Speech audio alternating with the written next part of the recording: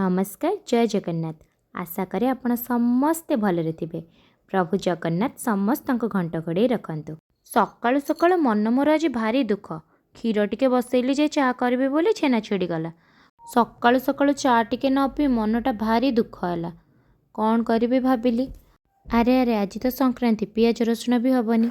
कौन करी बोली हठात मुंडे पशिला बिना प्याज रसुण रे छेना आलू तरकारी कले केमती हम से भी भोजी स्टाइल रे।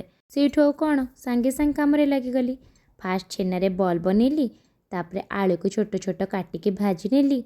मसला बनैबी बोली क्षीर रे अल्प टिके काजू पोस्त चार मगज भिजेकी रखीदेली ता सांगरे टमाटो को अदा। ये आलू सब भल भाव भाजी हो गलानी। ताको गोटे प्लेट को काढ़ी नेली।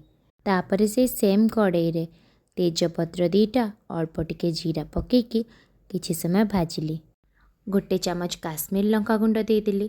आउ बाटिकी रखिथिबा टमाटो अदार पेस्ट को मध्य सेथिरे ऐड करनेली। काम सब करुथाए सिना मनटा जाइथिला चा पाखरे। एई जे चा पे मु केते गाली न शुणे। माँ मोर सकाळु राति जाए मते गाली करुथाए। कौन पाई खाली पेटरे चा गुड़ा पिउछु जे देह खराब करबा कथा आउ किछि काम नाही।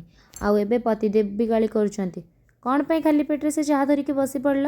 अरे अरे आपण मानक संगे कथा हो हो मो मसलाटा भी कसी गलानी। एथिरे अल्प टिके गोलमरीच गुंड गरम मसला देकी पुणी अल्प समय कसी नेली। तापरे ऐड करदेली काजू पेस्ट। मसलाटी को भल भाबरे आउ किछि समय कसी नेली। मसलाटी भल भाबे कसी गला परे सेथिरे देदेली भाजिकी रखथिबा कसुरी मेथी।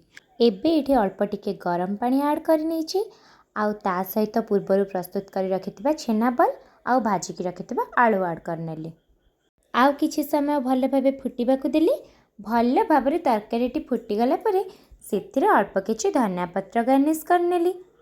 तापरे गरमा गरम परसी देली। गरम गरम भात संग को गरमा गरम तरकारी रे जो मजा खाई पीकी जाके सोई पड़िली। एते भोक होतला जे आपण मानकु डाकियाकू भी भूली जाइछि।